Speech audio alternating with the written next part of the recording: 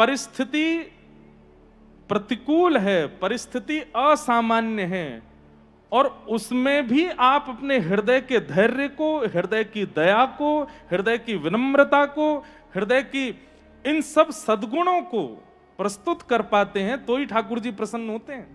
अब द्रौपदी की स्थिति यह है कि बालकों का हत्यारा सामने खड़ा है, लेकिन उस समय आप और हम होते तो हम क्या करते? क्रोध में भर करके ये भी भूल जाते कि हम व्यास हैं, ये भी भूल जाते कि हम कौन हैं, ये भी भूल जाते कि हम एक वैष्णव हैं। क्रोध में भर के कुछ भी बोलते, डांटते, मारपीट तक कर देते। लेकिन द्रौपदी क्या कह रही है? तथा हतम पशुवत पाशबद्ध, एक पशु की तरह बांध करके लेकर के आए अश्वत्थामा को, और मवाम मुखम कर्म जुगुप्सितेन निरीक्ष कृष्णापकृतं गुरु सुतं वाम स्वभावा कृपया नाम च उवाच चासहन्तस्य वंदनानयनं सती मुच्यतामेष ब्राह्मणो नितरां गुरु। प्रतिकूल परिस्थिति जब हमारी होती है तो हम सामने वाले व्यक्ति के साथ पशुवत व्यवहार करने में भी संकोच नहीं करते। अश्वत्थामा ने निर्दोष बालकों को मारा, उसके हाथ पैर बांधे हैं, घसीटते हुए लेकर के आ रहे हैं, और यहां किसी को दया नहीं आ रही है। क्यों? सब लोग कह रहे हैं ये इसी के लायक है, इसने बालकों की हत्या की है। लेकिन उसी काल में जब द्रौपदी आती है, निरीक्ष कृष्णापकृतं गुरु सुतम वाम स्वभावा कृपया नाम च, जैसे ही कृष्णा ने देखा, द्रौपदी ने देखा। हमें लगता है कि यहां कृष्णा संबोधन शायद इसीलिए किया गया कि दयावंत श्री कृष्ण हैं और उनकी बहन उसी दया के गुण को प्रकट कर रही है, इसलिए कृष्णा। क्या कहती है? मुच्यतामेष ब्राह्मणो नितराम गुरु। अरे अर्जुन, इनको अभी हाथ खोलो, इनके पैर खोलो, इस प्रकार ये क्या कर रहे हो? अरे ये गुरु पुत्र हैं हमारे, ये गुरु सुत हैं हमारे, इस प्रकार इनको मारो मत। याद रखिएगा अंतिम समय तक इस बात को, ये कौन कह रही है? जिसके बालक मारे हैं उसने, वो कह रही है। सब द्रौपदी के मुखमंडल की ओर देख रहे हैं आश्चर्यचकित होकर के, ये कैसी मां है? इनके बालक के हत्यारे को लेकर के और ये कह रही है उसको छोड़ दो। सब देख करके तो आश्चर्यचकित हुए होंगे, पर हमारे श्याम सुंदर द्वारिकाधीश देख करके तो नेत्र विह्वल हो गए, आनंदित हो गए, क्योंकि यही स्वरूप श्री ठाकुर जी का है। महाराज जी, कभी कभी मन में भाव आता है कि हमें जो लक्षण प्रिय नहीं है, हमें जो व्यवहार प्रिय नहीं है, अगर कोई व्यक्ति उस व्यवहार का पालन करता है तो हम लोग अपने आसपास वालों से भी कह देते हैं, ये आवे तो हमको इससे मिलना ना पड़े, ऐसी व्यवस्था करना, हमको इससे मिलना ही नहीं है, क्योंकि इसका व्यवहार हमारे अनुकूल नहीं है।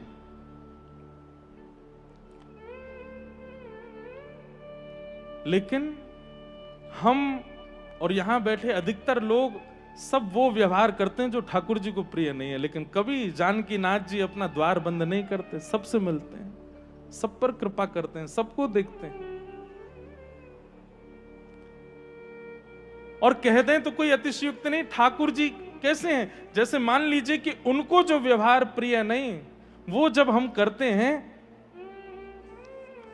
ठाकुर जी को क्रोध तो आता है, देख वही कर रहा है जो मुझे प्रिय नहीं है। लेकिन जैसे ही हम जाकर के दंडवत प्रणाम करते हैं ना, इतने बस दंडवत करने मात्र से ठाकुर जी प्रसन्न हो जाते हैं। अच्छा कोई बात नहीं, छोड़ो, तुमने किया, हमने भूल गए, हमको याद ही नहीं है तुमने क्या किया, छोड़ो सब चीज। ऐसे हैं ठाकुर जी। और वही लक्षण जब आज ठाकुर जी द्रौपदी में देखते हैं, यूं ही नहीं इतनी प्रिय है ठाकुर जी को द्रुपद सुता द्रौपदी, उसका ये दया का व्यवहार देख करके ठाकुर जी रीझ गए।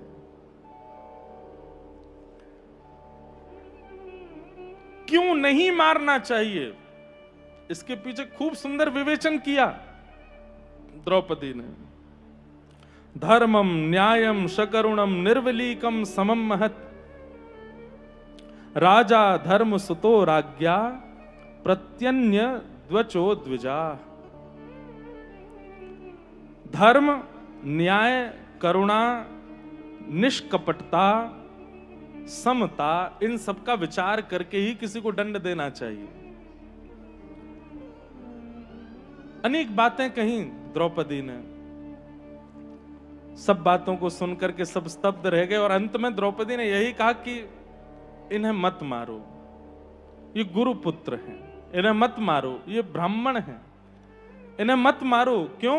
क्योंकि एक मां के एकमात्र सहारे पुत्र हैं और पुत्र मृत्यु का क्या वेदना एक मां को होती है मुझे पता है, इसलिए इनको मत मारो। अनेक भाव कहे और सब भावों को सुनकर के सब द्रौपदी के पक्ष में, पर अर्जुन अभी संशय में है, मैं क्या करूं।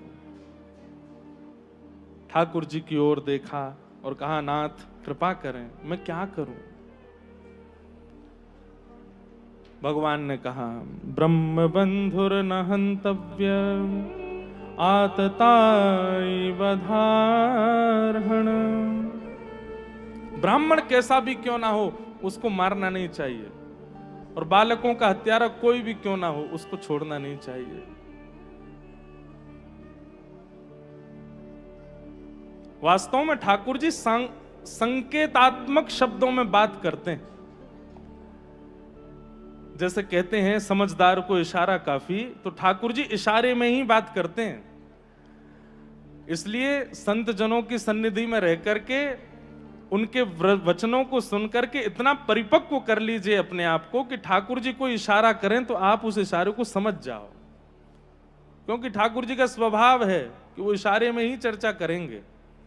अब प्रत्यक्ष देखने पर, प्रत्यक्ष सुनने पर लगता है कि ठाकुर जी कह रहे हैं ब्राह्मणों को मत मारो, चाहे जैसे भी हो, और बालकों के हत्यारे या आतताई जो भी हो उनको छोड़ो मत। लेकिन अप्रत्यक्ष रूप से ठाकुर जी क्या कह रहे हैं? ठाकुर जी यहां निवेदन कर रहे हैं कि ऐसे आतताई को, ऐसे दुष्ट को मृत्यु दंड बहुत छोटा है।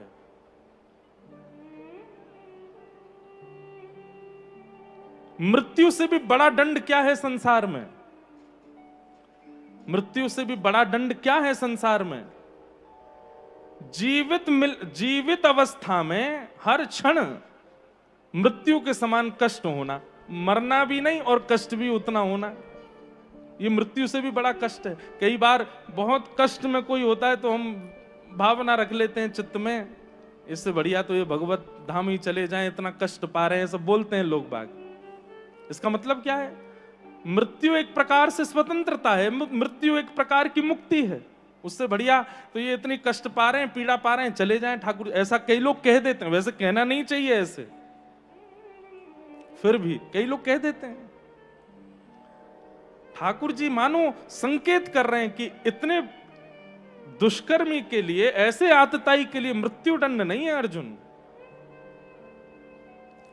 ये जीवित भी रहे, और जब तक जीवित रहे तब तक पीड़ा में ही रहे, तभी इसके द्वारा किए गए कृत्य का इसको दंड मिलेगा। अमर तो है ही अश्वत्थामा, मणिम जहार मूर्धन्यम, उनकी मणि को निकाल लिया। ब्राह्मण की शिखा होती है, शिखा छेदन कर दिया, दाढ़ी मूछ आदि मूड़ करके भरी सभा में अपमानित कर दिया, और अपमानित करके निकाल दिया सभा से। अब हर क्षण अश्वत्थामा को मृत्यु का अनुभव होता है। क्यों? जिन्हें गुरुपुत्र गुरुपुत्र कह करके सब वंदन करते थे, सब नतमस्तक होते थे, अब वो सभा के मध्य से जब निकलते हैं तो सब लोग उनको देख करके एक हीन दृष्टि रखते हैं। और व्यक्ति के लिए इससे ज्यादा कष्टदायी कुछ नहीं हो सकता कि समाज ही उसके प्रति हीन दृष्टि रखे।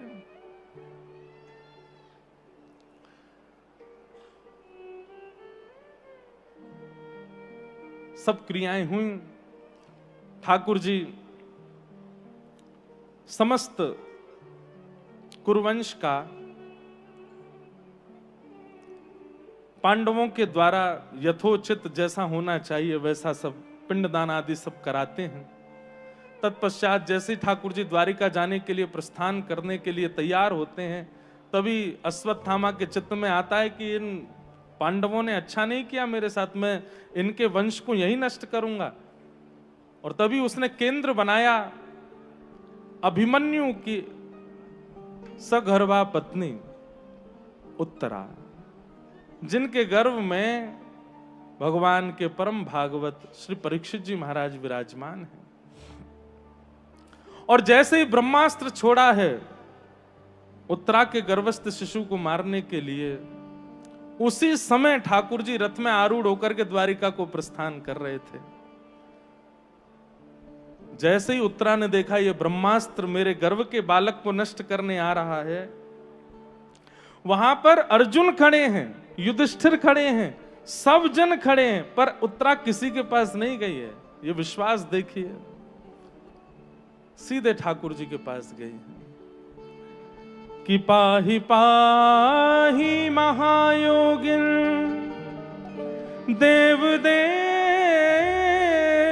जगतपते नान्यम तद्भयम पश्ये यत्र मृत्यु परस्परम। जगतपते मतलब पति का अर्थ होता है नाथ, पति का अर्थ होता है रक्षक। हे जगन्नाथ, हे जगतपति, केवल आप ही हैं जो मेरी रक्षा कर सकते हैं। विद्वान जन, विशिष्ट जन यहां पर कहते हैं, जो थोड़ी सी चूक द्रौपदी से हो गई थी, जब चीरहरण किया जा रहा था तो पहले सब लोगों की ओर दृष्टि की, सीधे ठाकुर जी को नहीं पुकारा। जब अंत में किसी का ऐसी सहायता नहीं मिली, तब दोनों भुजा उठा करके हे कृष्ण द्वारिका वासिन ठाकुर जी को पुकारा। लेकिन आज उत्तरा ने वो गलती नहीं की, सीधे ठाकुर जी के सन्मुख समर्पण, विश्वास, ऐसे आर्त भाव से पुकार रही है उत्तरा ठाकुर जी को कि हे नाथ, आप ही मेरे रक्षक हैं, कृपा करके मेरी रक्षा करो। और मैं भले ही चली जाऊं, लेकिन मेरे गर्भ के बालक की रक्षा करो नाथ। ठाकुर जी के सन्मुख जब दोनों भुजा उठा करके पुकारा, भगवान एक रूप से तो बाहर ही खड़े हैं और एक रूप से सूक्ष्म रूप धारण किया और उत्तरा की प्राण वायु में प्रविष्ट करके, गर्भ में प्रवेश करके भगवान ने अपनी चक्रा नाम की गदा को इतनी द्रुत गति से घुमाया कि आकाश से आ रहा ब्रह्मास्त्र वहीं नष्ट हो गया और गर्भ के बालक परीक्षित की रक्षा हो गई। बोलो भक्तवत्सल भगवान की।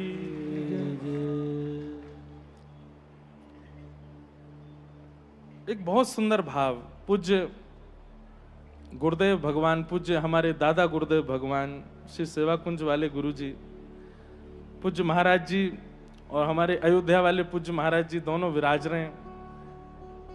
कुछ कुछ समय पूज्य गुरुदेव भगवान के चरणों में आपको भी अध्ययन करने का अवसर मिला। हमको तो महाराज जी 6 महीना के थे जब गुरु जी प्रस्थान कर गए।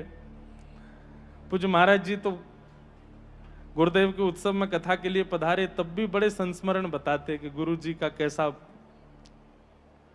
विचार व्यवहार। कभी कभी हमें लगता है कि हमारी स्थिति भी परीक्षित जी जैसी है। जैसे परीक्षित जी 10वें स्कंद में जाकर के सुखदेव जी से कहते हैं कि हमें विस्तार से बताइए ठाकुर जी के बारे में, ऐसे ही हम भी सोचते हैं कि हम पर कृपा तो गुरुदेव भगवान की है, लेकिन उनका अनुभव इतना नहीं कर पाए, तो आप सब महापुरुषों से ही उनके बारे में पूछ लेते हैं। गुरुदेव भगवान एक जगह कहीं छोटी छोटी किताबें हैं गुरु जी की, जहां उन्होंने कुछ भाव प्रस्तुत किए हैं। वहां एक जगह वे वर्णन करते हैं कि परीक्षित की भगवान ने रक्षा क्यों की। कोई कहे कि एक गर्भवती माता पर दया करके भगवान ने रक्षा की, तो कितनी माताएं हैं जिनके गर्भ के बालक हैं, पर सबकी रक्षा ठाकुर जी नहीं कर पाते। पर परीक्षित की रक्षा की इसके पीछे मूल कारण क्या है? गुरु जी अपने भाव से लिख रहे हैं कि ठाकुर जी जानते हैं कि कालांतर में ये हमारी कथा के श्रोता हैं, जो गर्भ में विराजमान हैं परीक्षित, ये हमारी कथा के होने वाले श्रोता हैं। और उसी बात की पूर्णता में गुरुजी कहते हैं कि जो कोई भी जीवन में एक बार भी भागवत जी की कथा में गया है, उसको ये प्रमाणित रूप से मान लेना चाहिए कि ठाकुर जी ने ही उसकी रक्षा करके उसको यहां तक पहुंचाया है। क्योंकि ठाकुर जी को पता है कि ये एक श्रोता है, ये कभी ना कभी थोड़ी देर ही सही कथा जाके सुनने वाला है, इसलिए ठाकुर जी उसकी रक्षा करते हैं। कल रात्रि महाराज जी हम लोग कहीं गए, हमारे डीडवाना का स्थान था, वहां दर्शन के लिए गए, तो हमारे पंडित जी लोग सब सो रहे थे। जिस कक्ष में सोए, रात्रि में पंखा घूमते घूमते द्रुत गति से नीचे गिरा, और ये लोग इतनी गहरी नींद में सो रहे थे कि कोई नहीं, एक पंडित जी उठे, बस की आवाज काय की हुई, तो देखे तो पंखा चरणार बिंदों में रखा था। अभी सुबह उठ करके हमसे बोले, महाराज जी कल रात्रि हो सकता था कि हमारा अंतिम मिलन होता आपसे। मैंने क्यों? बोले सुबह सुबह पंखा टूट के ऐसे गिरा, लेकिन ऊपर नहीं गिरा, हम लोगों का स्पर्श भी नहीं हुआ, दूर जाके गिरा। तो मन में भाव आया, श्री गोवत जी महाराज कह रहे थे कि हो सकता है कोई जीव बैठा होगा ऊपर, उसने देखा कि भाई ब्रजवासी ब्राह्मण सब आए हैं, इनके दर्शन से उद्धार हो गया होगा, इसीलिए वो पंखा टूट के गिरा। लेकिन अभी अभी मन में भाव आया, वे सब यहां भागवत जी का पाठ कर रहे हैं, और भागवत जी के पाठक सब विप्रवर हैं। ठाकुर जी रक्षा इसीलिए कर रहे होंगे क्योंकि ये भागवत जी के श्रोता और भागवत जी के पाठक हैं। अगर किसी भी प्रकार की इनको कोई दिक्कत हो गई तो कल का पाठ कैसे होगा, कल की कथा ये कैसे सुनेंगे? इसलिए ठाकुर जी ने उनकी रक्षा की। आप सब लोग इस बात को विश्वास मान लीजिए, क्योंकि आप कथा में बैठे हैं, तो आज तक जब कभी भी परिस्थिति बनी होगी कि बस बचे ही हैं, तो इसीलिए बचे हैं क्योंकि ठाकुर जी को पता है, श्री जानकीनाथ जी को पता है सीएपीए मिलन महोत्सव होगा, उसमें इनको आना है, आकर के कथा सुनी है, इसलिए इनको सुरक्षित रखो। अपनी सुरक्षा के लिए एक बात हम अपने मन से कह देते हैं, तो आगे भी हर साल की एक कथा निश्चित कर लीजिए, वो कथा सुननी है तो ठाकुर जी फिर रक्षा ही करेंगे। बोले चलो अगली साल भी उसको कथा सुननी है, इसको सुरक्षित ही रखो, कोई दिक्कत होवे ना।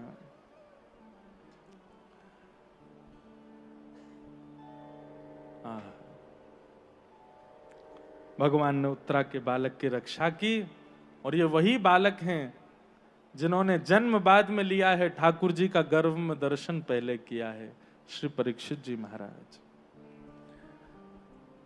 ये सब क्रिया करके ठाकुर जी जैसे ही द्वारिका को प्रस्थान करने लगे, ब्रह्मास्त्र आकाश में ही नष्ट हो गया। कुंती ने भगवान की स्तुति गाई है।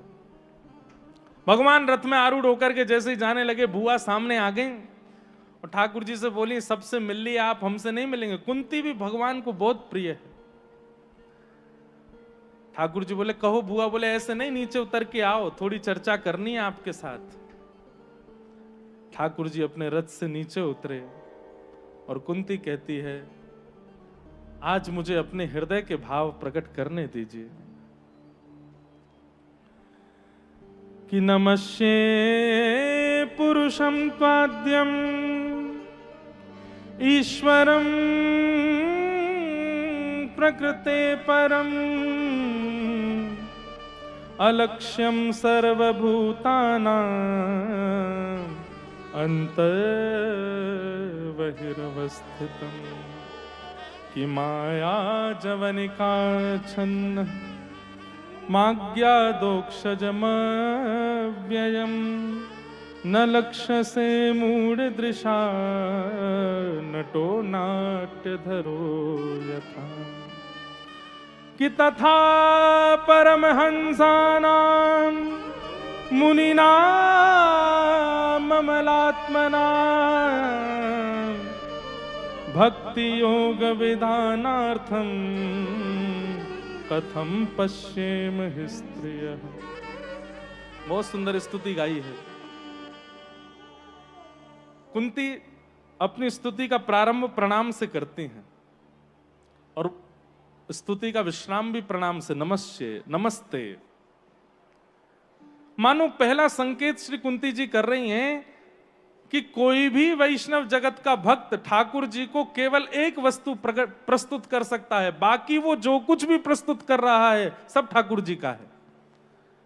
आप केवल एक चीज देते हैं ठाकुर जी को, क्या? दोनों हाथ जोड़ करके सर झुका के प्रणाम, बस। इसके अलावा और कुछ भी आप जो कर रहे हैं वो सब अतिशयोक्ति है, सब ठाकुर जी का है।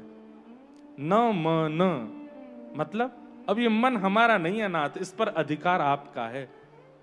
हाथ जोड़ के सर झुका करके ठाकुर जी के सामने दंडवत करने का यही भाव है कि नाथ अब तक ये मन हम इसको अपना मानते रहे, इसने अपने भाव से हमसे जो कुछ भी कराया, आज हम आपके सामने दंडवत करते हुए नमन करते हैं। अब ये मन हमारा नहीं, आपका है। इसके अलावा आप कुछ नहीं दे सकते ठाकुर जी को। देना चाहिए, मना नहीं है, अर्पित करना चाहिए। मंदिर है, स्थान है, आश्रम है, उसकी वृद्धि के लिए वहां पर कुछ क्रियाकलाप होते रहे, वहां पर ब्राह्मण संत सेवा चलती रहे, उसके लिए करना चाहिए। पर यह भावना नहीं कि ठाकुर जी ले रहे हैं। ठाकुर जी तो केवल आपका नमन लेते हैं, उसके अलावा कुछ नहीं, और आप कुछ और दे भी नहीं सकते, सब ठाकुर जी का। जैसे ही बुआ ने प्रणाम किया, ठाकुर जी बोले, बुआ मोए आपको प्रणाम करना चाहिए, आप मोकू प्रणाम काय को कर रही हो, आप तो मेरी बुआ हो। कुंती बोली, जब पता चल जाए कि हमारे भतीजे राजा जो हैं वो साक्षात परमात्मा हैं तो फिर प्रणाम ही करेंगे ना। अरे आपको कैसे पता चल गई कि मैं परमात्मा हूं? बोले, ये जो लीला जो आपने अभी गुप्त रूप से की मैंने देखी। ये उत्तरा के गर्भ के बालक की रक्षा किसने की? अरे वो तो वाको भजन है, वाको धर्म है, वाके साधन है, वाते वाकी रक्षा। भाई बोले, हमें मत बनाइए। आप सब प्राणी मात्र के भीतर विराजमान हैं और दिखने वाली हर वस्तु में विराजमान हैं। आप बाहर भी हैं, भीतर भी हैं, आपसे ही सब कुछ है। आप साक्षात परमात्मा हैं। मैं आपको प्रणाम करती हूं। मानो ऐसा लगता है कि कुंती जी के इस भाव पर ठाकुर जी प्रश्न कर रहे हैं, अच्छा बुआ मैं परमात्मा हूं? तो कुंती जी कहती हैं, हाँ परमात्मा हो। अच्छा परमात्मा हूं तो मैया फिर बुआ एक बात बता, परमात्मा तो सब जगह होवे, तो फिर दिखे काई को ना है? और मैं द्वारिका जा रहा हूं तो तुम सबरे इतना विरह काई को कर रहे हो? मैं तो परमात्मा हूं ना, भले एक स्वरूप से चलो जाऊंगा द्वारिका, दूसरे रूप से यहीं रहूंगा, तो फिर ये विरह क्यों, इतनी व्याकुलता क्यों? अगर मैं परमात्मा हूं तो मेरी उपस्थिति सब जगह होनी चाहिए, और सब जगह अगर मैं हूं तो मैं दिखता क्यों नहीं हूं? ठाकुर जी ही प्रश्न कर रहे हैं, कुंती जी उत्तर दे रहे हैं। माया जवनिका छन्न मज्ञादोक्षजमव्ययम् न लक्ष्य से मूढ़ दृशा नटो नाट्य धरो यथा। माया, हे लाला तुम परमात्मा हो, तुम्हारा निवास सब जगह है, पर तुम दिखो काई को ना हो? बोले, जैसे कठपुतली का नृत्य कराने वाला व्यक्ति एक पर्दा लगा के पीछे बैठता है और कठपुतली की रस्सी धागे अपने उंगलियों से बांध लेता है। बहुत ध्यान से सुनना। इसलिए कभी कभी वैष्णवों को खूब कथा भी श्रवण करनी चाहिए, आचार्य सन्निधि में रह करके उनकी बातें बड़े ध्यान से सुननी चाहिए, क्योंकि ठाकुर जी मिलेंगे, आपके लड्डू खाएंगे, आनंद करेंगे। इतना ही नहीं, अगर मिल गए और ठाकुर जी ने कोई प्रश्न कर लिया तो कुंती जी की तरह आपके पास देने के लिए उत्तर भी होने चाहिए। कुंती कितना अच्छा समाधान कर रही हैं। ठाकुर जी ने प्रश्न किया नहीं, पर भावना है ऐसी मेरी कि ठाकुर जी ने पूछी होगी कि अरे बुआ अगर मैं सब जगह हूं तो फिर दुखूं काहे को ना हूं, बताओ। तो कुंती कह रही हैं, बोले जिस प्रकार कठपुतली का नृत्य कराने वाला और दर्शनार्थियों को लगता है कठपुतली रो रही है, हंस रही है, बैठ रही है, चल रही है, सब क्रिया कर रही है, लेकिन वास्तविकता यह है कि कठपुतली के पीछे एक पर्दा है और पर्दा के पीछे एक व्यक्ति है जो अपने हाथों में उंगली में रस्सी बांध के सबको नचा रहा है। देखने वाले को लगता है कि देखो कठपुतली नाची, रोई, हंसी, बैठी, लेकिन उसी समय कोई पर्दा हटा दे तो प्रत्यक्ष पता चल जाएगा कि कठपुतली तो भैया गुड्डा गुड़िया हैं, ये तो पीछे बैठो आदमी अपनी उंगली से इनको नचा रो है। ठीक वैसे ही हे नाथ, ये पूरी चराचर ब्रह्मांड आपकी कठपुतली है। आप अपने हाथों में ही धागे बांध करके एक माया का पर्दा आगे रख करके पीछे बैठे हैं और पीछे बैठ करके सबको नचा रहे हैं। हमें लगता है देखो वो करोड़पति बन गया, हमें लगता है देखो वो रो रहा है, हमें लगता है उसके चोट लग गई, हमें लगता है देखो उसके साथ ऐसा हो गया, लेकिन वास्तविकता में ये सबके कारणभूत आप हैं। और दिखते इसलिए नहीं क्योंकि माया का पर्दा है। लेकिन कोई सदगुरु जीवन में आ जाए, कोई आचार्य चरण आप पर अगर रीझ जाएंगे तो उस माया के पर्दे को हटा देंगे। और जैसे ही माया का पर्दा हटेगा आपको स्पष्ट दिखने लग जाएगा कि ये इनकी क्रिया नहीं है, ठाकुर जी इनसे करा रहे हैं, ये भी इसका अस्तित्व नहीं है, ये भी ठाकुर जी करा रहे हैं। देखो वहां भी ठाकुर जी खड़े हैं, वो भी ठाकुर जी की लीला है, ये भी ठाकुर जी की क्रिया है। जित देखूं उतित श्याममयी, आप सब जगह हैं पर आपका अनुभव क्यों नहीं होता? माया के कारण।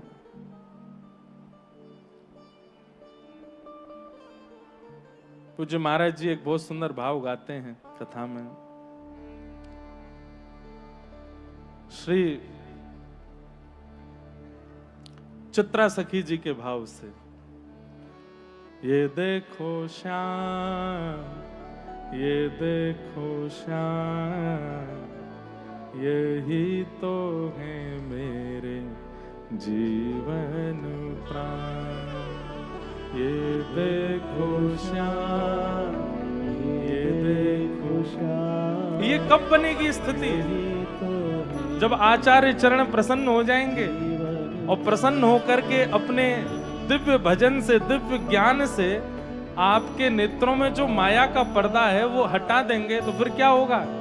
फिर व्यास जी नहीं दिखाई देंगे, फिर नेताजी नहीं दिखाई देंगे, फिर ब्रह्मचारी जी नहीं दिखाई देंगे, फिर सामान्य जीव नहीं दिखेगा। सब जगह बस यही भाव होगा, ये देखो श्याम, ये देखो श्याम, यही तो है मेरे जीवन प्राण। ये देखो श्याम, ये देखो श्याम, यही तो है। महाराज जी ये पंक्ति हमने सुनी आपसे रासलीला में, जब चित्रा सखी जी का भाव आता है तब पंक्ति गाई जाती है, पर इसके आगे की पंक्ति धूड़वे में मैं बावलो है गयो। मैंने कि इसके आगे क्या?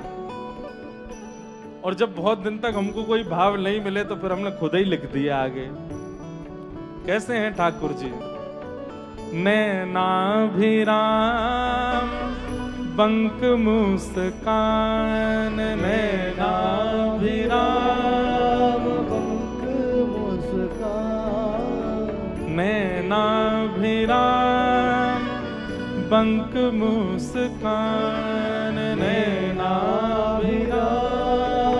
बंक मुस्कान। बोह मरोड़ लजावत काम, बोह मरोड़ लजावत काम। ये देखो श्याम, ये देखो श्याम, यही तो है मेरे जीवन प्राण। ये देखो श्याम, ये देखो श्याम, यही तो है मेरे जीवन प्राण। ये देखो श्याम, ये देखो श्याम, यही तो है मेरे जीवन प्राण। ये देखो श्याम, ये देखो श्याम, यही तो है मेरे जीवन प्राण। यही तो है जीवन प्राण, यही तो है हाँ यही तो है मेरे जीवन प्राण, यही तो है जीवन प्राण। कहने का अभिप्राय, कुंती जी कहती हैं आप हैं तो सब जगह, पर क्योंकि माया हमारे सामने आ जाती है इसलिए आप दिखते नहीं हो। लेकिन कोई सद्गुरु जीवन में आ जाएं तो माया के पर्दे को हटा देंगे और आपको प्रकट कर देंगे। जैसे श्री अग्रदेवाचार्य जी महाराज ने श्री नाभाजी के ऊपर कृपा करके दर्शन करा दिया, जैसे श्रीमद वल्लभाचार्य जी महाराज ने श्री सूरदास जी को दर्शन करा दिया, जैसे श्री रैदास जी ने मीराबाई को दर्शन करा दिया, ऐसे ही बस कोई सद्गुरु जीवन में आ जाए। महाराज जी एक बहुत सुंदर लीला मिथिला की, श्री जैसे हमारे किशोरी जी का प्रिय वन उसका नाम है वृंदावन, ऐसी हमारी सियाजू का प्रिय वन कंचन वन मिथिला में, और हमारे ठाकुर जी को प्रिय वन श्री प्रमोद वन, श्री राघव जी का प्रिय वन प्रमोद वन। तो वैसे तो मैं सोच रहा था ये लीला कब सुनाऊं, पर अभी एक जगह से कड़ी मिल रही है तो सुना देते हैं। तो कंचन वन में सीता जी का सबसे प्रिय जो उत्सव है, सबसे प्रिय जो मतलब कहें तो केली है, वो है झूला की। हिंडोला झूलवे में हमारी सियाजू को बहुत सुख मिला है, और यही हमारी श्री जी को है, श्री जी को भी बहुत सुख मिला है। हमारी प्रियाजू खूब भाव से हिंडोला झूले। एक दिन कंचन वन में सब सखीन ने खूब सुंदर झूला को निर्माण कियो, हमारे ब्रज में हिंडोला कह दें, हिंडोला को निर्माण कियो, और कैसे कैसे कोई रत्न के बनाए हैं, कोई पुष्पन के बनाए हैं, कोई लता पत्रन के बनाए हैं। कभी कभी ऐसे तटीय स्थान में जाए कि आप देखोगे तो कभी कभी वृक्ष की एक ही डाल ऐसी जा रही है, वो अपने आप ही झूला बनो भयो है वासे, ऐसी सुंदर सुंदर। ये सब वृंदावन के वृक्ष जो हैं, ये सब सखीन के ही अनुचर हैं। कभी कभी प्रियालाल जी के लिए अपने आप ही सघन वन ऐसे कुंज बना दें कि यहाँ में कभी श्याम सुंदर आए और लीला करें। तो चंद्रकला आदि सब सखीन ने, हमारी श्री चंद्रकला जी जो कि जिनके स्वरूप ही श्री अग्रदास जी महाराज हैं। महाराज जी कल कह रहे हैं ना, श्री अग्रदास जी का चरित्र तो आप सबने लीला में देखा, पर वे किनके स्वरूप हैं? चंद्रकला जी, उनकी योग्यताएं देखिए आप, वो क्यों इतनी प्रिय हैं सिया जी को। तो एक सुंदर झूला बनो है और सब सहचरी गण सिया जी को लेकर के निकुंज में गए हैं कंचन वन में। और कंचन वन में जैसे ही पहुंची, सियाजू ने जैसे ही झूला देखो, आपको जो भायो 3-4 प्रकार के झूला तैयार किए हैं, एक झूला बहुत सुंदर लगो, आप जाए के वापे विराज गए।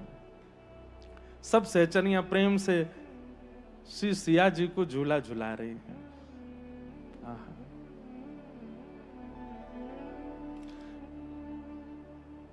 हिंडोले झूलत सिय महारानी, हिंडोले झूलत सिय महारानी।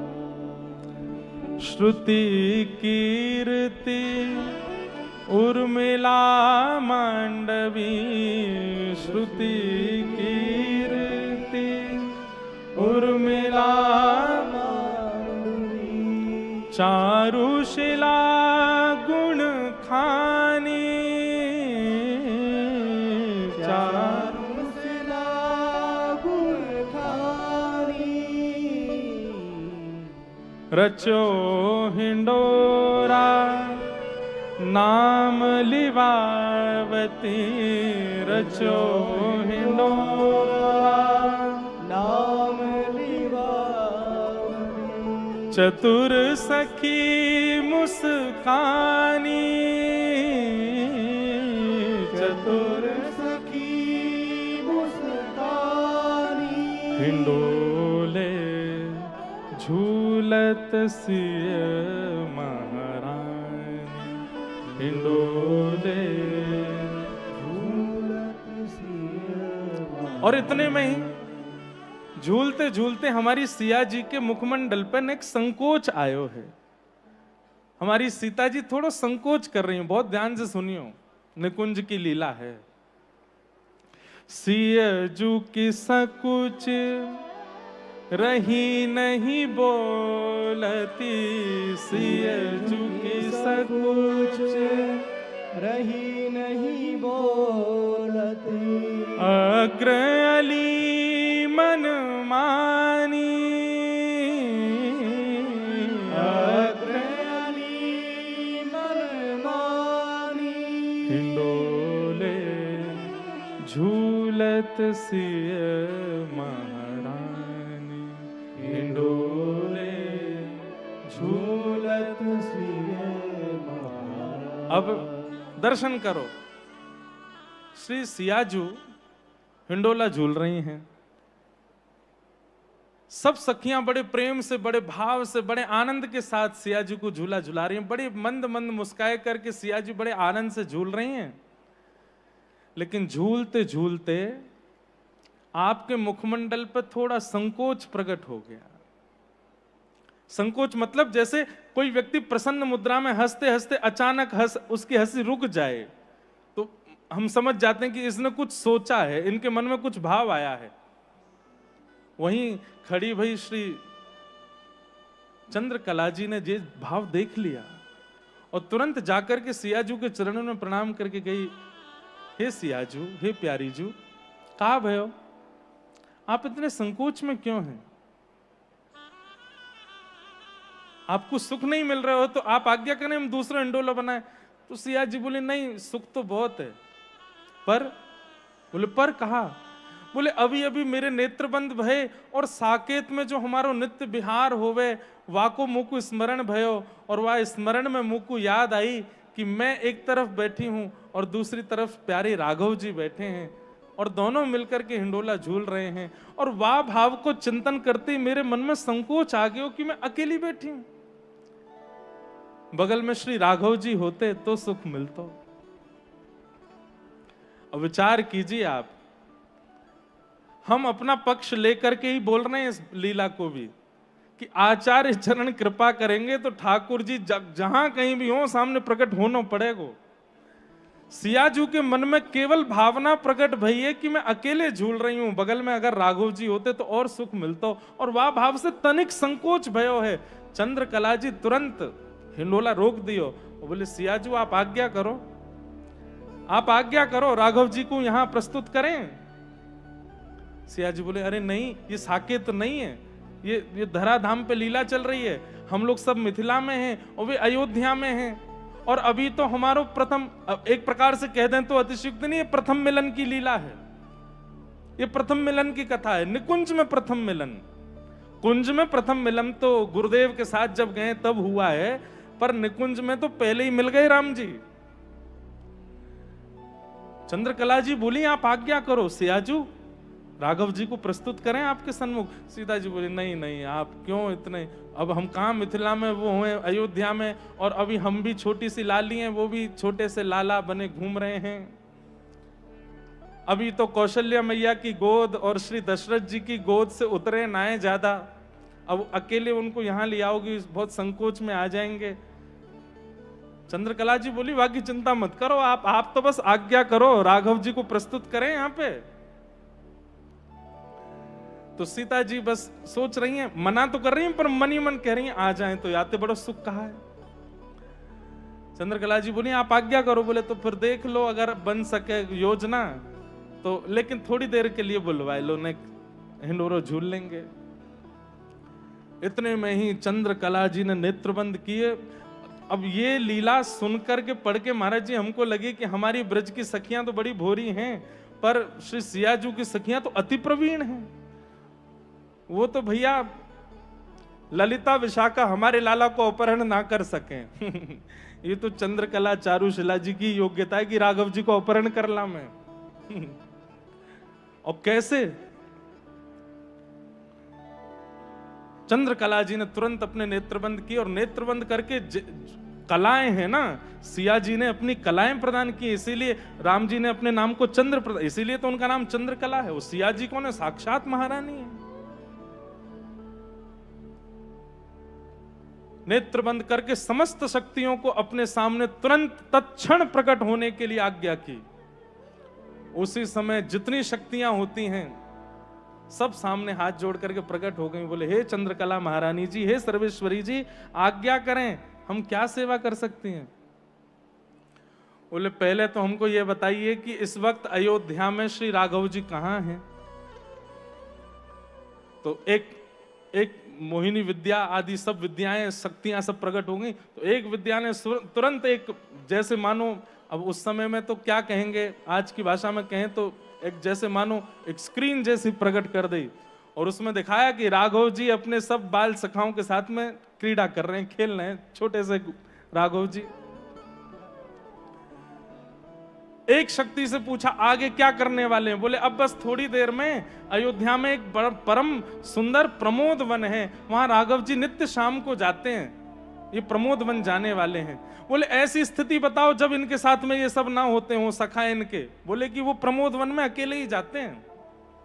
बोले बस ठीक है। जैसे ही प्रमोद वन पहुंचे, प्रमोद वन सहित राघव जी को यहां लेकर के आओ, कंचन वन में प्रकट करो, मिथिला में प्रकट करो।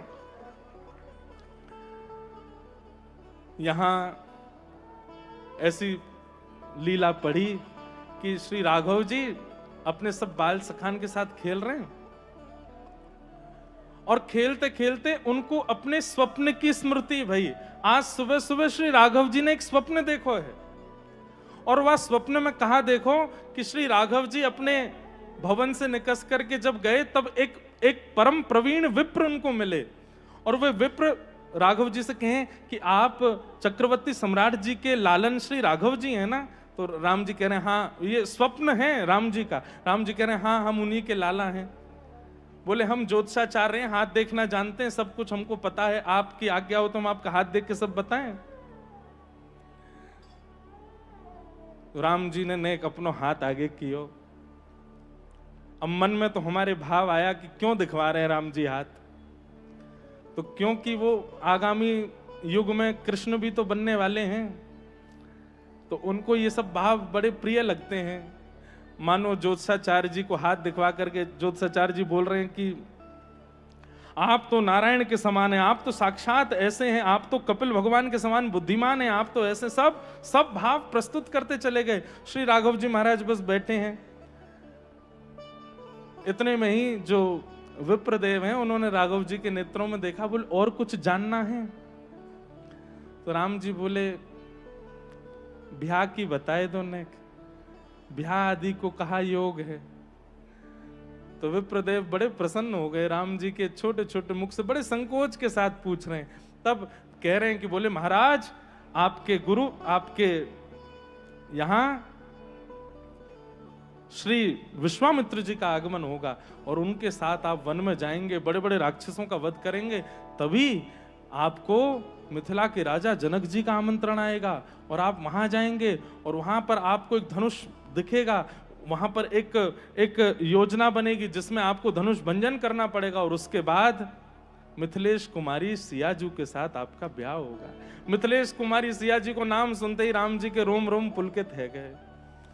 लेकिन ये मिथिलेश कुमारी जो सिया जी है ना, राम जी बोले हाँ, इनसे प्रथम मिलन आज ही आपका होने वाला है, आज ही आप इनके सन्मुख जाएंगे। ये बात सुनते ही राम जी के नेत्र खुल गए, स्वप्न टूट गए। अब राम जी बार बार सो रहे हैं कि आगे कहा भयो, कैसे मिलेंगे बताओ तो सही। तो सुबह से आज राम जी कछु भी करें, अपने नित्य उपचार कर रहे हैं, संध्या वंदन कर रहे हैं, स्नान आदि करके बाल भोग कर रहे हैं, तो करते करते बीच में रुक जाए हमें। बोले स्वप्न पूरा नहीं भयो, ब्राह्मण देवता ने मिथिला में हमारी सिया जी से भेंट कराई नहीं। आज आप बालकन के साथ खेलते खेलते शाम को जैसे ही प्रमोद वन में पहुंचे हैं और प्रमोद वन में जाकर के आप घूम रहे हैं, यहां चंद्रकला जी ने सब शक्तियों को भेजा है, जाओ जाकर के प्रमोद वन सहित राम जी को लेकर के आओ।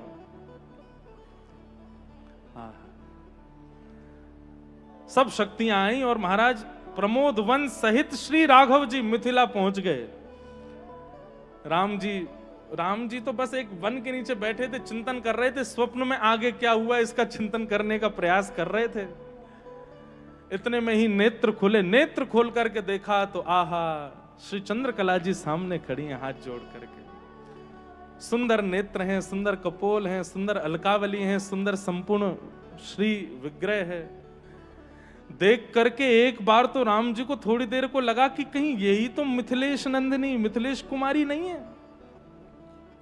और हमने बताया भी कि श्री चंद्रकला जी और श्री जानकी जी अगर वे दोनों एक साथ सामने आ जाएं तो अगर कोई अपरिचित हो तो पहचान ही नहीं पाएगा कि इनमें सिया जी कौन है।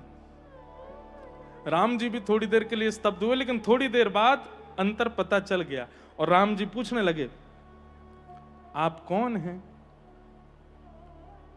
हमने अयोध्या में प्रमोद वन में पहले आपको तो कभी देखा नहीं। वैसे तो हम किसी को देखते नहीं, पर हमको अनुभव हो जाता है, वेश वर्ण और वस्त्र से पता चल जाता है कि अयोध्या के हैं कि नहीं। और आपके वेश वर्ण आदि से आप अयोध्या की लग नहीं रही हैं हमको। आप कौन हैं? तो चंद्रकला जी कमर पे हाथ धर के बोली, ये बात आपको पूछनी चाहिए कि हमको पूछनी चाहिए? आप कौन हो हमारे यहां पर? राम जी बोले, अरे आप हमसे पूछ रही हो हम कौन है? अरे चक्रवर्ती सम्राट श्री दशरथ जी महाराज के बड़े पुत्र राम हैं हम, और ये हमारा नगर है और ये प्रमोदवन हमारा है। सब बगीचे के बाहर सबको पता है कि जब हम भीतर भ्रमण के लिए आते हैं तब कोई नहीं आता, आप कैसे आ गई भीतर? चंद्रकला जी बोली, सुनिए चक्रवर्ती सम्राट जी के पुत्र, ये प्रमोदवन नहीं है, ये हमारी मिथिला का कंचन वन है। मिथिला का कंचन वन नाम सुनते ही राम जी तो इधर उधर देखने लगे, बोले कैसे कह रही हो कंचन वन? बोले और नहीं तो ये हमारी मिथिला का कंचन वन है। आप यहां कैसे घूम रहे हैं? और अभी आपने कहा कि आप चक्रवर्ती सम्राट के पुत्र हैं, तो आपके साथ में सैनिक आने चाहिए थे, पूर्व पत्र आना चाहिए था कि कोई सम्राट के पुत्र हमारे नगर में आ रहे हैं। बिन बताए, बिन किसी जानकारी के आप हमारे नगर में आ कैसे गए? चंद्रकला जी थोड़ी खेल रही हैं राम जी के साथ। तो जहां लीला वर्णित थी वहां पे भाव आया कि राम जी बोले, नहीं नहीं ये प्रमोद वन है, देखो ये हमारा सरोवर है, ये देखो ये वृक्ष हमने लगाया, आदि आदि सब। बोले ने बाहर निकल के देखो। जैसे ही बाहर निकल के देखा तो वो तो मिथिला नगरी, जहां भवन थे वहां भवन नहीं है, जैसे लोग चलते फिरते उठते बैठते वैसे लोग नहीं है, सब कुछ परिवर्तित हो गया। और श्री राम जी थोड़े से संकोच में आ गए और नेत्र हल्के हल्के सजल हो गए, और सजल नेत्रों से हाथ जोड़ करके श्री चंद्रकला जी से कह रहे हैं, अरे देवी आपके पांव पूजे, ये बताइए हमारी अयोध्या नगरी कहाँ है? हमारी कौशल्या मैया कहाँ है? हमारे दशरथ जी कहाँ हैं? तब जब संकोच में आ गए, राम जी छोटे लाला ही हैं, जब नेत्रों में अश्रुबिंदु देखे तभी चंद्रकला जी बोली, अब तो बहुत हो गया भाई, इससे ज्यादा ये सहन नहीं कर पाएंगे। वैसे हम अगर होते तो हम चंद्रकला जी से कहते, एक बार हमारे कन्हैया से और मिल जाओ। अगर ऐसी लीला चंद्रकला जी हमारे लाला के संग करती तो महाराज फिर लाला भी चंद्रकला जी को आनंद करा देते। तो राम जी हैं, सीधे सामने बो रहे हैं बेचारे, हाथ जोड़ के कह रहे हैं, हमारी कौशल्या मैया कहाँ है? हमारे दशरथ पिताजी कहाँ हैं? हमारी हमारी हमारी अयोध्या नगरी कहाँ है? जैसे ही थोड़े अश्रुबिंद देखे, चंद्रकला जी समझ गई, अरे अरे ये तो बड़े भावुक हो जाएंगे और सिया जी बड़ी नाराज हो जाएंगी। जब नेक भी संकोच है क्यों, तुरंत चरणों में प्रणाम क्यों, हे राघवेंद्र सरकार, अब आप कुंज से निकुंज में आ गए हैं, चलो आपकी कोई प्रतीक्षा कर रहे हैं, आपको दर्शन कराऊं। और श्री राघव जी चंद्रकला जी के हाथ पकड़ करके जा रहे हैं, और तभी प्रमोद वन से आप उनको कंचन वन में लेकर के गए। और जैसे ही कंचन वन में प्रवेश किया, सुंदर हिंडोले पर सब सखियां चारों ओर खड़ी हैं, और बिल्कुल नीचे नजर मानो प्रतीक्षात्मक भाव से हमारी प्राण प्रिया श्री सियाजू बैठी हैं। और जैसे ही सिया जी के मुखमंडल का दर्शन किया है, राम जी ने तुरंत अपने आंसू पोंछ लिए, कहीं इनको नहीं दिख जाए कि माता जी पिताजी की याद आ रही है। सब सहचरी ने स्वागत किया। आहा, चंद्रकला जी ने जाके कही, हे प्राण वल्लभे, देखिए साक्षात राघव जी पधारे हैं। सियाजू ने जैसे ही देखो है, यहाँ से सियाजू देख रही हूँ, वहां से श्री राघव जी देख रहे हैं, और ये यहाँ हमारे अयोध्या के रसिकाचार्यों के द्वारा श्री राम जी को सिया जी से प्रथम मिलन भयो, पहली बार देख रहे हैं। और देख कर की स्थिति ऐसी है कि राघव जी के भी नेत्र सजल हो रहे हैं सिया जी को देख करके, और सियाजू के भी नेत्र सजल हो रहे हैं राघव जी को देख के, और ये दोनों एक दूसरे को सजल नेत्रन से देख रहे हैं। इन दोनों को देख के सब सहचरियां, सबके नेत्र सजल हो रहे हैं। छोटे से राघव जी हैं, छोटी सी सिया जी हैं, चंद्रकला जी लेकर के गई हैं। और अभी तक तो कहां गा रहे हैं, हिंडोले झूलत सिय महारानी, अकेली झूल रही हैं। लेकिन अब क्या गा रहे हैं, आहा,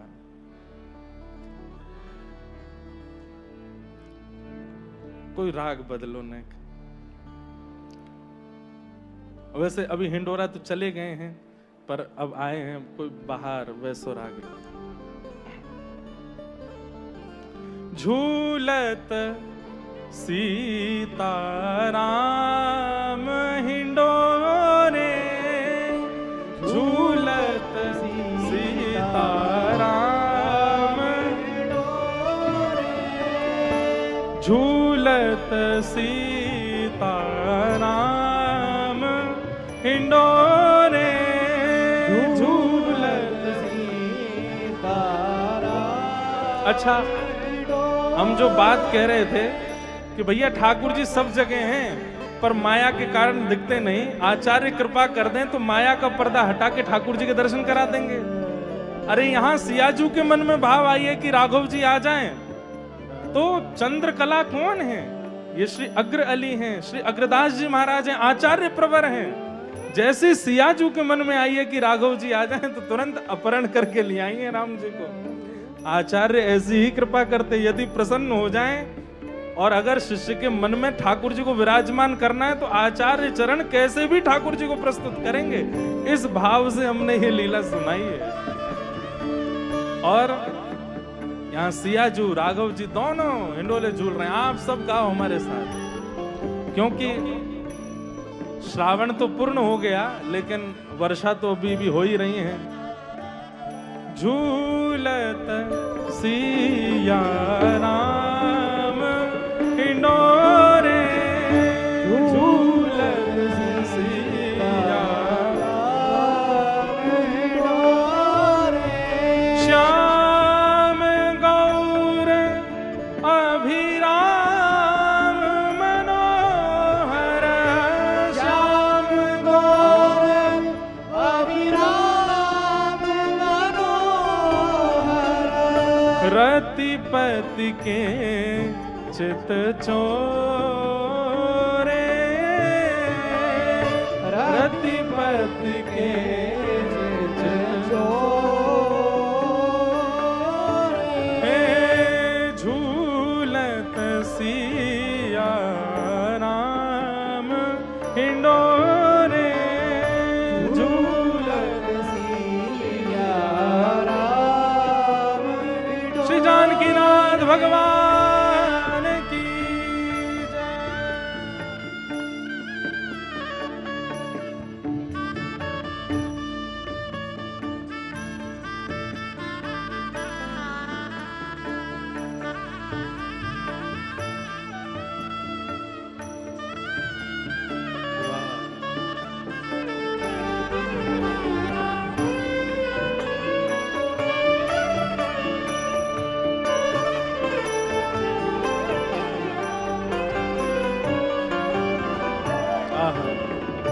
नेत्र बंद करके अनुभव कीजिए।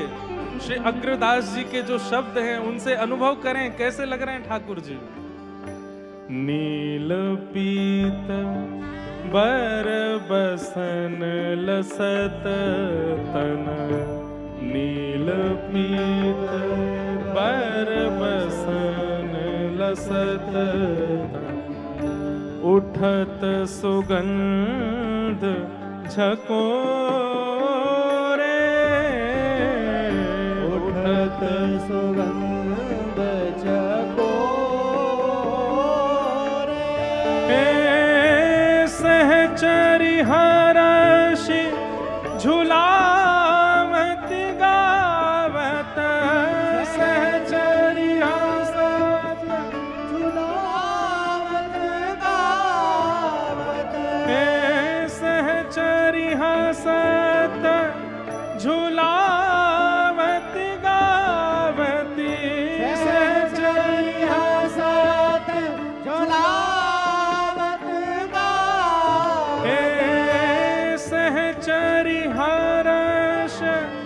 झुलावत गावत सहचरी हरष झुलावत गावत छवि निरखत तृण तोड़े छवि निरखत तृण तोड़े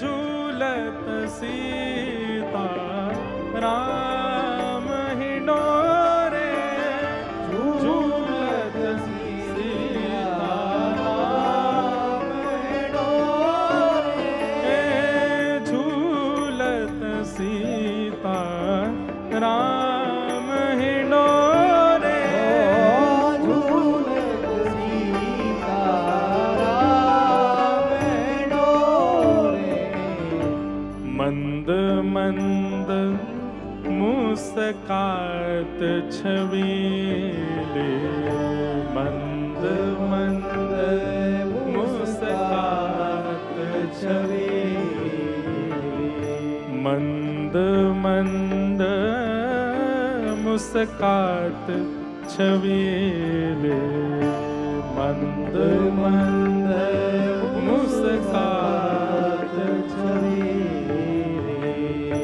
रमकत धोरे थोरे रमकत थोरे थोरे हे अति सुकुमारी अग्र की स्वामिनी अति सुकुमारी हे अति सुकुमारी अग्र की स्वामिनी अति सुकुमारी अग्र की स्वामिनी दरप कहती पट छोरे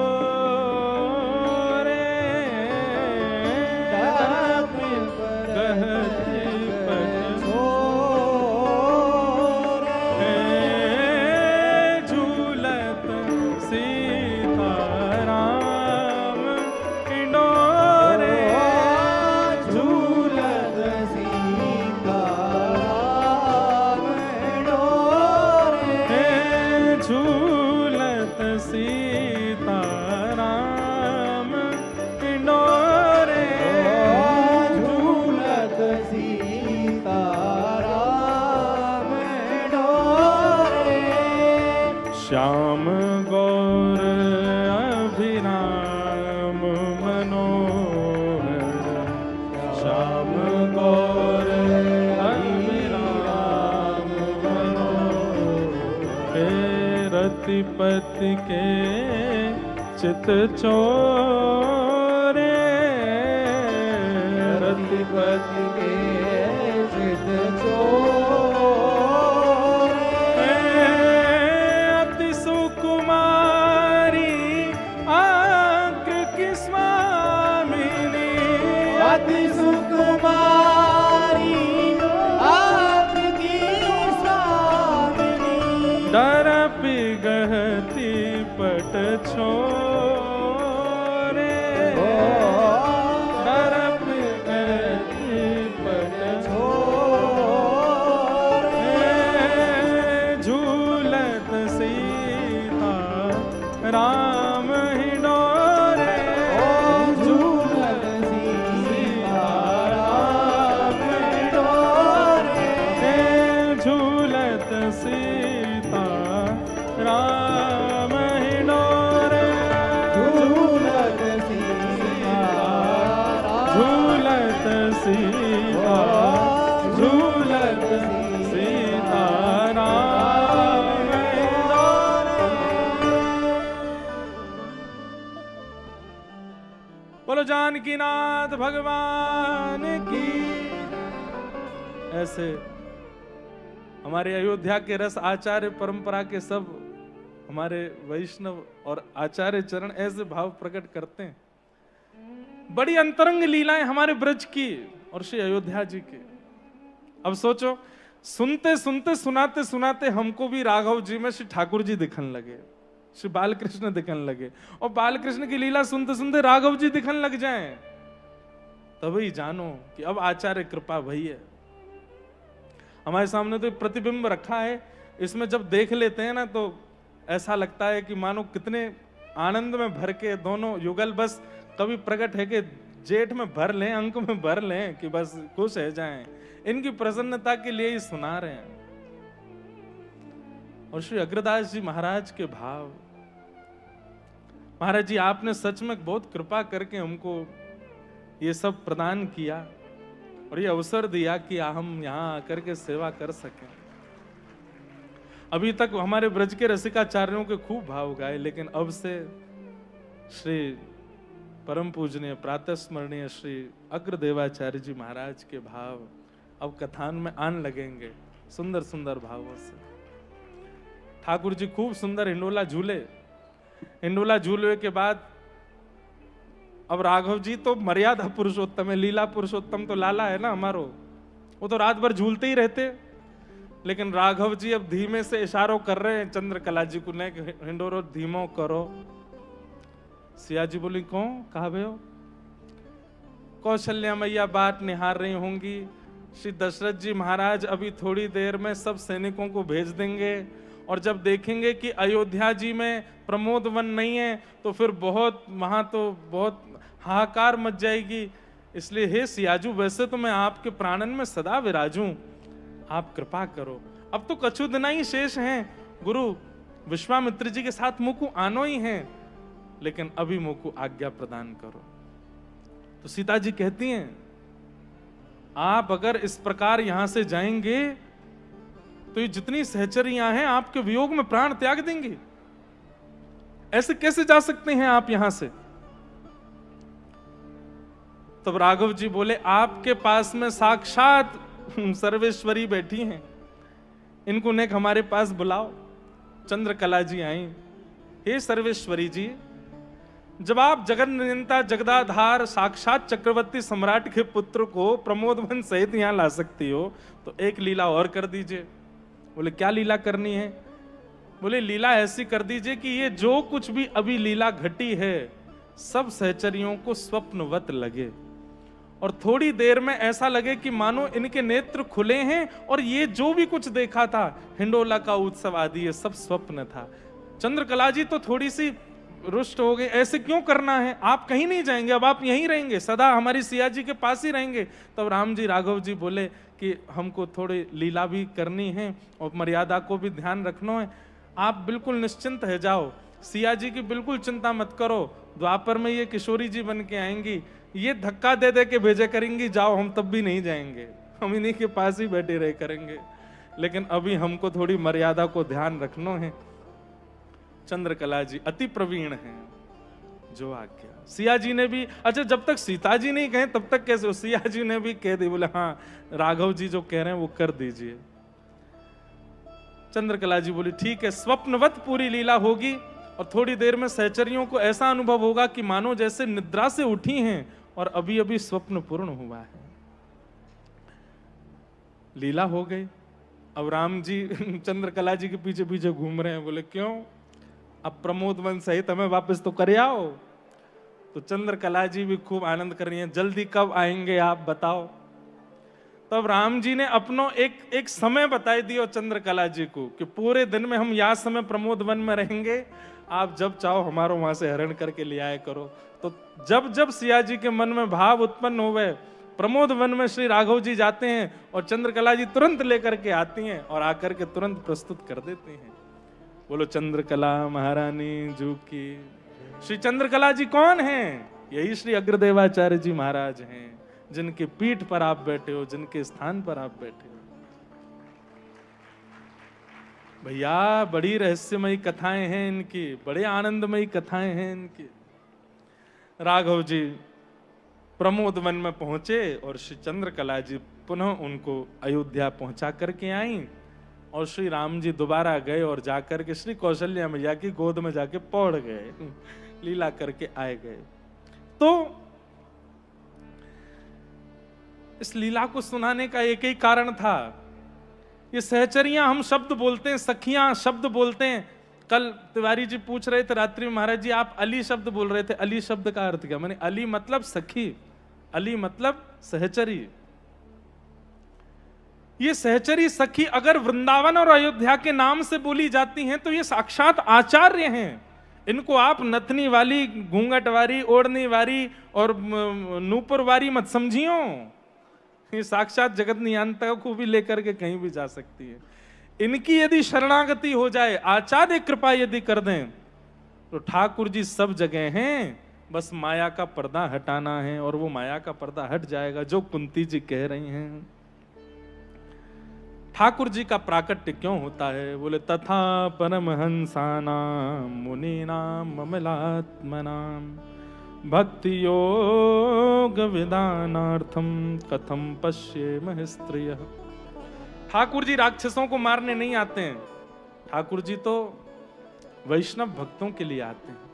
अरे रावण का वध यदि करना है तो राम जी पलक झपक के सोच लें कि हे रावण, ये जो जन्मा है लंका में, इसका वध हो जाए तो वही उनके चिंतन से हो जाएगा।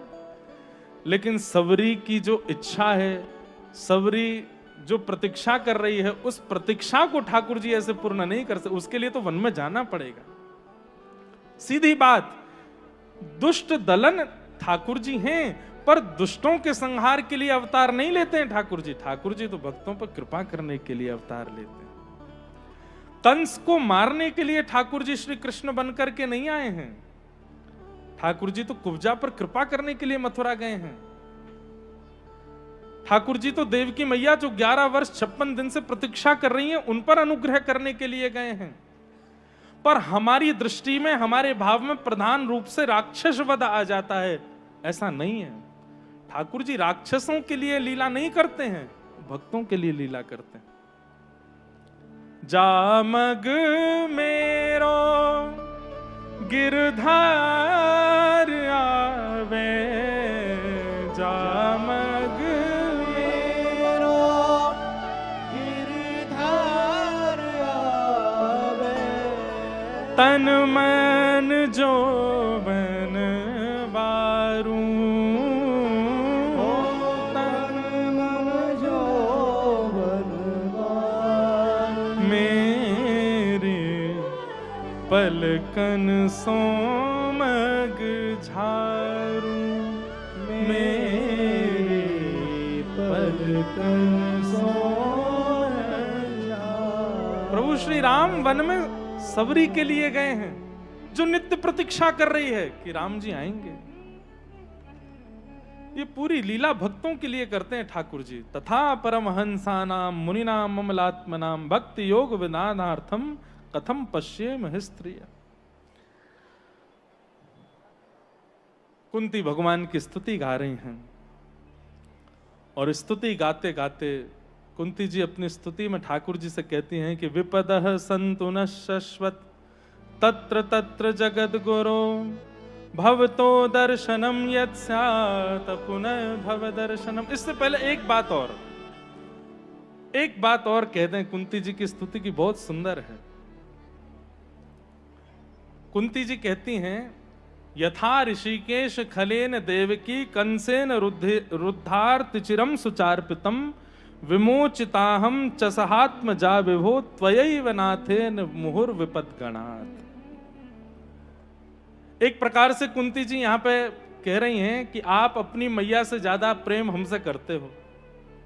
ठाकुर जी बोले क्यों? बोले कंस ने आपसे पूर्व जन्मे 6 बालकों का वध किया, पर आपने उनकी वैसे रक्षा नहीं की जैसे मेरे 5 बालकों की आपने छाया बन के रक्षा की है। इससे यह प्रमाणित होता है कि आप मुझसे ज्यादा प्रेम करते हैं। लेकिन नाथ मैं भी एक शब्द कह दूं। बोले क्या? त्वयैव नाथेन मुहुर विपदगणात्। त्वयैव नाथेन, ये एक ऐसा शब्द कुंती जी ने प्रस्तुत किया है जिस शब्द से कुंती अति महान हो गई। क्या? कि केवल आप मेरे हैं और कोई मेरा नहीं।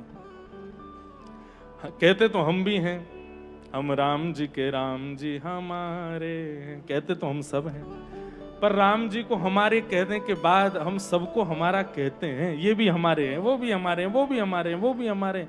पर कुंती जी तो अपने पुत्र, अपने परिवार, सबके सामने कह रही हैं कि केवल आप मेरे हो और कोई मेरा नहीं है। सूरदास जी कहते हैं, बिन गोपाल को नहीं अपनो, बिन गोपाल को नहीं अपनो, जासो की रति रही है, जा दिन मन पंछी उड़ जाई है। बिन गोपाल को नहीं अपनो, केवल गोपाल जी हमारे हैं और कोई हमारा नहीं। और ये बात कुंती कह रही हैं, केवल आप मेरे हैं। हम कह सकते हैं, ठाकुर जी क्या कहते तो सब हैं, ठाकुर जी आप हमारे हो, पर बगल में खड़ी पत्नी अगर कहे और हम, तुम भी हो, बच्चे कहें हम, आप भी हो। ठाकुर जी कहते हैं, प्रेम गली अति सांकरी, ताम दो ना समाए। पहले दिन महाराज जी कह के गए थे ना, रमन रीति वाले महाराज जी, कि ठाकुर जी चित्त में आ तो गए और तब तक नहीं जाएंगे जब तक आप नहीं कहोगे। आप कहते नहीं है, आप दूसरे को जब चित्त में लाते हैं, ठाकुर जी कहते हैं अच्छा तो हम चलते हैं भैया, अब तुम पर घर एक ही है, कमरा एक ही है, या तो हमें बैठाओ या उनको बैठाओ। कुंती ने तो स्पष्ट कर दिया, बोले मेरे चित्त में और कोई है ही नहीं नाथ, केवल आप हो। त्वयैव नाथे मुहुर विपद का। ऐसी कुंती जी ने भगवान की स्तुति गाई। भगवान कुंती जी पर कृपा करके जैसे द्वारिका प्रस्थान करने लगे तो युधिष्ठिर जी रोने लगे। युधिष्ठिर जी की भावना जब ठाकुर जी ने सुनी तो ठाकुर जी बोले, अब हम दोबारा गीता कैसे सुनाएं? अब जहां हम नहीं सुना पाए, हम नहीं समझा पाए, वहां हमारे भक्त समझाएंगे। तो ठाकुर जी युधिष्ठिर जी आदि सबको लेकर के रणभूमि में गए, जहां पर भीष्म पितामह बाणों की सैया पर पड़े। और भीष्म पितामह जी पहले तो ठाकुर जी को देख करके मंत्रमुग्ध हो गए, वाह अपनी मृत्यु को मैं अब सफल बनाऊं इनको देख करके। लेकिन तभी पांडवों ने चरणों में प्रणाम किया और श्री भीष्म पितामह ने 5 प्रकार के धर्मों पर विवेचन किया। तत्पश्चात भीष्म पितामह बोले, अब तुम लोग सब किनारे हटो, मुझे मेरा काम करने दो। ठाकुर जी सामने आकर के खड़े हो गए। आहा, भीष्म पितामह कह रहे, अब खड़े रहिएगा। एक महाराज जी संगीतक एक ठुमरी गाते हैं ना, ठाड़े रहियो ओ बांके लाल रे, ठाड़े रहियो।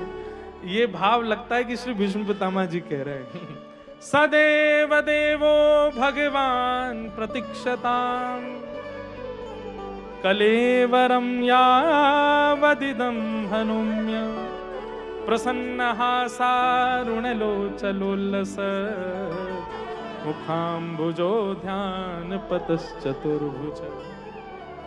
हे ठाकुर जी, अब खड़े रहिएगा जब तक मेरे प्राण नहीं चले जाएं। ठाकुर जी बोले, हे पितामह भीष्म, तुमको तो इच्छा मृत्यु का वरदान है, अब तुम सोच लो कि हम 50 साल तक नहीं जाएंगे तो हम खड़े ही रहेंगे यहाँ पर। भीष्म पितामह बोले, इतने में ही घबरा गए आप? और आप जो हमको बार बार दुनिया में भेजते रहते हैं, अब जन्म लो, अब ये बनने जाओ, अब कर्म के आधार पर ये बनो, हमने थोड़ी देर के लिए क्या कहा है कि आप खड़े हो जाओ, थोड़ा देख लें आपको। और ऐसे मुरझाए हुए चेहरे से नहीं खड़े होइए, प्रसन्न हासारुणलोचलोल्लसत्, इतनी प्रसन्नता आपके मुखमंडल पर होनी चाहिए कि आपके गुलाबी गुलाबी गाल चमकने लग जाएं। क्यों? क्योंकि अब मैं प्रस्थान कर रहा हूं, अब मैं अपने जीवन का यहां पर इति कर रहा हूं, और मैं चाहूंगा कि प्रसन्न मुद्रा में आप मेरे सामने खड़े रहें, आपको देखते हुए मैं यहां से जाऊं। बंधुओं, मृत्यु हो तो भीष्म पितामह जैसी, मतलब बाणों की सैया वाली नहीं, पर स्थिति ऐसी बन जाए कि श्री राघव जी सामने खड़े हैं, श्री ठाकुर जी सामने खड़े हैं। दुनिया के लोग ठाकुर जी से क्या नहीं मांगते, सब मांगते हैं। पर हमारी एक बात आज मान लीजिए, कल जन्माष्टमी है, कल से लेकर के और जीवन के अंतिम दिन तक ठाकुर जी से एक ही चीज मांगी है, क्या? हे नाथ, हमारा अंतिम समय आपको पता है, हमें नहीं पता कब है, आपको पता है। बस उस अंतिम काल में आप सामने आ जाना, एक क्षण के लिए हमें दर्शन दे देना। हम बहुत अधम हैं, हम बहुत पतित हैं, पर नाथ एक विनय पत्रिका का बहुत अच्छा पद है,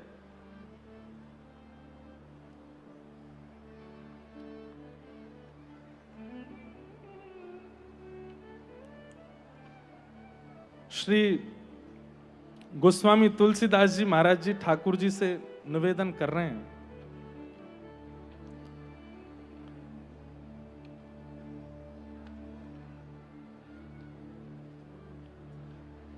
अब हम तो उसको पहले से करके नहीं लाए, नहीं तो अभी गा देते। उसमें भाव ऐसा महाराज जी कि हे राघव जी, आप हमको प्रथम पंक्ति भी स्मरण में नहीं आ रही कि आपने हम पे बहुत कृपा की, पर एक कृपा और कर दीजिए। हाँ, हरि तुम बहुत अनुग्रह कीनो। बहुत सुंदर पंक्ति, कल ढूंढ के लाएंगे, सुनाएंगे आपको। वहां पर गोस्वामी जी बहुत सुंदर भाव प्रस्तुत करते हैं कि नाथ आपने बहुत अनुग्रह किया है हमारे ऊपर, लेकिन एक अनुग्रह और कर दीजिए। ऐसे ही आप सब भी ठाकुर जी से नित्य प्रार्थना करो, नाथ आपने बड़ी कृपा करी, बस एक कृपा और कीजिए। क्या? आप भगवान हैं, भूतानाम अगति गति, आपको पता है कि हमारी गति कहां है, हमारा अंतिम समय कब है। बस कृपा कर दीजिए नाथ, उस अंतिम काल में आप आ जाइएगा, एक क्षण के लिए हमारे सामने आ जाइएगा। भीष्म पितामह भगवान की स्तुति गा रहे हैं, हम स्तुति गा के और फिर उसके बाद केवल ठाकुर जी का, आज चतुर्थ दिवस है कथा का, तो केवल एक बधाई गा देंगे। बाकी पूरी लीला ठाकुर जी के प्राकट्य का उत्सव कल कथा में मनाएंगे, कल जन्मोत्सव ठाकुर जी का करेंगे।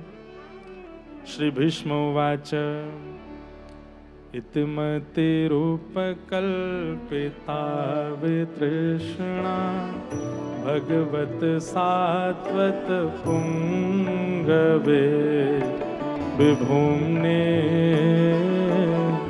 स्वसुखमुपगते क्वचिद्विहर्तुं प्रकृतिमुपेयुषि यद्भव प्रवाह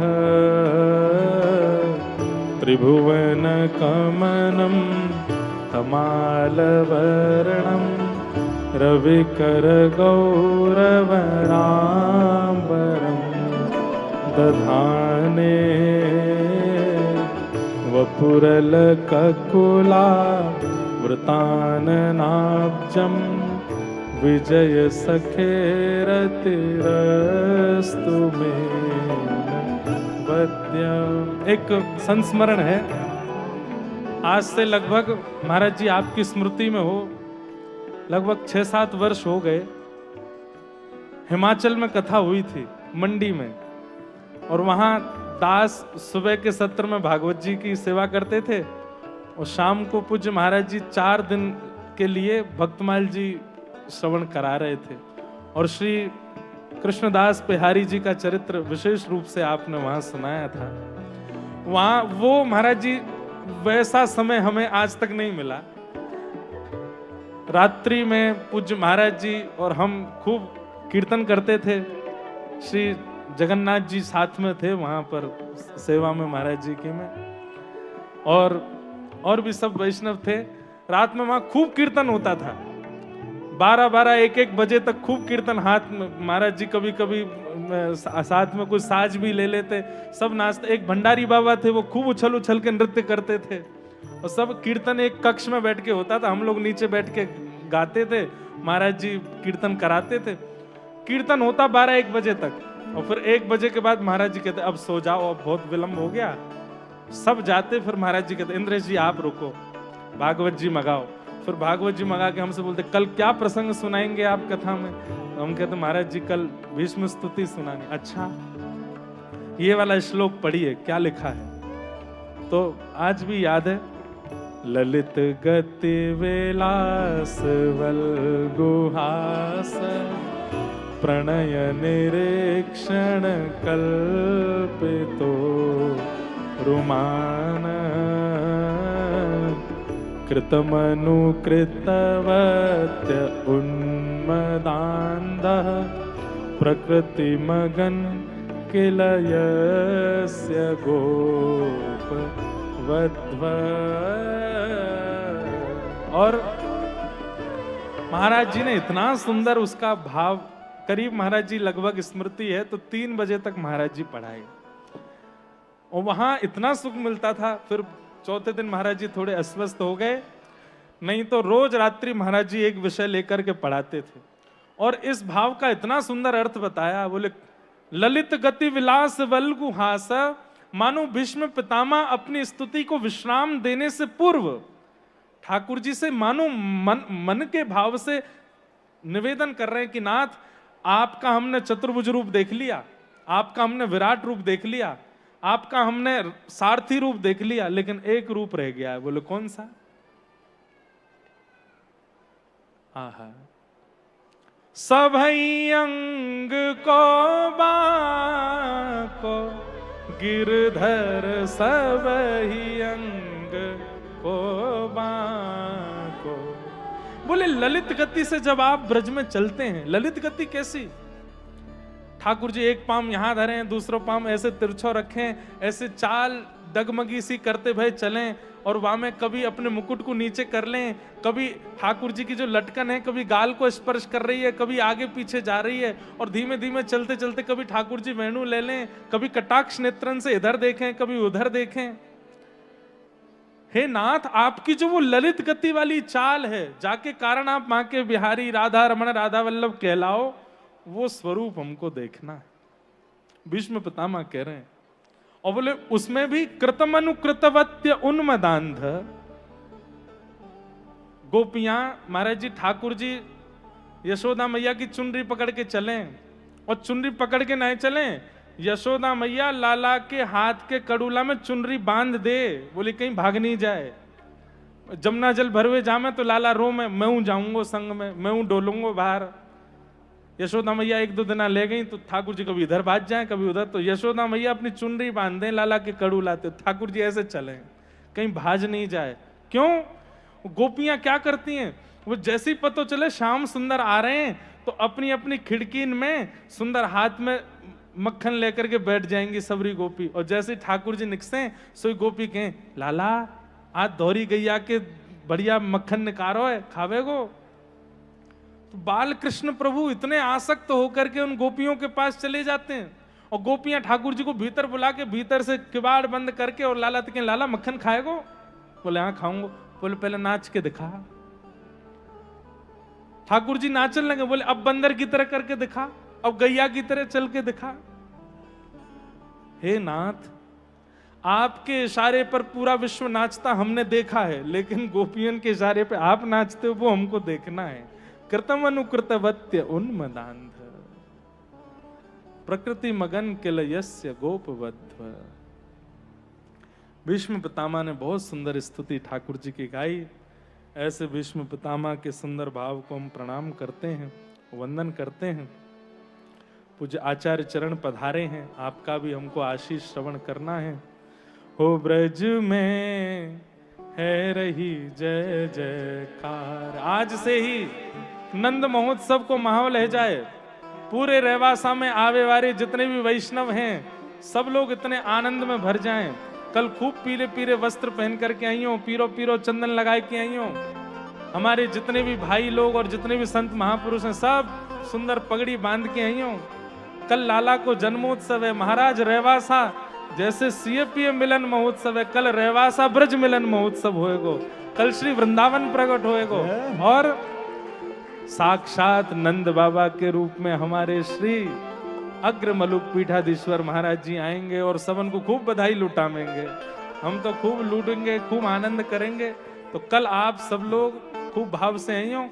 आज चतुर्थ दिवस के भाव से नंदस्त्वात्मज उत्पन्ने जाता ह्लादो महामना, आहूय विप्रान वेद ज्ञान स्नातः सुचिरलंकृतः, वाचयित्वा स्वस्तेनं जात कर्मात्मजस्य वै, कारयामास विधिवत् पितृदेवार्चनं तथा। हो ब्रज में है रही जय जयकार, नंद घर लाला आयो है। हो ब्रज में है रही जय जयकार, नंद घर जायो है यशोदा ने लाला जायो है, हाँ लाला जायो है यशोदा ने लाला जायो है। अरे हाँ लाला जायो है यशोदा ने लाला जायो है, हाँ लाला जायो है यशोदा ने लाला जायो है। ओ ब्रज में, हाँ ब्रज में, ओ ब्रज में रही जय जयकार, नंद घर लाला जायो है। ओ ब्रज में रही जय जयकार, नंद घर लाला जायो है। ब्रज 84 कोस में भैया, ब्रज 84 कोस में भैया, ब्रज 84 कोस में भैया, ब्रज 84 कोस में भैया। सब कहे धन्य यशोदा मैया, सब कहे धन्य यशोदा मैया, सब कहे धन्य यशोदा मैया। सब कहे धन्य यशोदा क्यों? मैया। 80 साल की आयु में सुत ऐसो जायो है, हाँ 80 साल की आयु में सुत ऐसो जायो है। ओ ब्रज में, हाँ ब्रज में, ओ ब्रज में है रही जय जयकार, नंद घर लाला जायो है। ब्रज में है रही जय जयकार, नंद घर लाला जायो। नंद घर आनंद भयो जय कन्हैया लाल की, नंद घर आनंद भयो जय कन्हैया लाल की। रेवासा में आनंद भयो जय कन्हैया लाल की, रेवासा में आनंद भयो जय कन्हैया लाल की। हे जय कन्हैया लाल की जय बोलो गोपाल ओ की, जय कन्हैया लाल की जय बोलो गोपाल की। हे जय कन्हैया लाल की जय बोलो गोपाल ओ की। जय कन्हैया लाल की जय बोलो गोपाल। ब्रज में है रही जय जयकार, नंद घर लाला जायो है। ब्रज में है रही जय जयकार, हाँ ब्रज में है रही जय जयकार, नंद घर लाला जायो है। आइए नंद घर आनंद भयो, हे नंद घर आनंद भयो, हे यशोदा के लाला भयो, हे नंद घर आनंद भयो, हे नंद घर आनंद भयो, हे नंद घर आनंद भयो, हे नंद घर आनंद भयो, हे नंद घर आनंद भयो, हे श्री नंद घर आनंद भयो, हे नंद घर आनंद भयो। बोल बाल कृष्ण लाल की जय, जय श्री राम, जय जय श्री राम, जय जय श्री राम। आप सब लोगन को आगामी जन्माष्टमी महोत्सव की खूब खूब बधाई हो। नेक जोर ते बोलो बधाई हो, बधाई हो, बधाई हो। आप सब लोगन को बहुत बहुत जय श्री कृष्ण, जय सिया राम, जय श्रीमन नारायण। अभी आप सब विराज जाओ।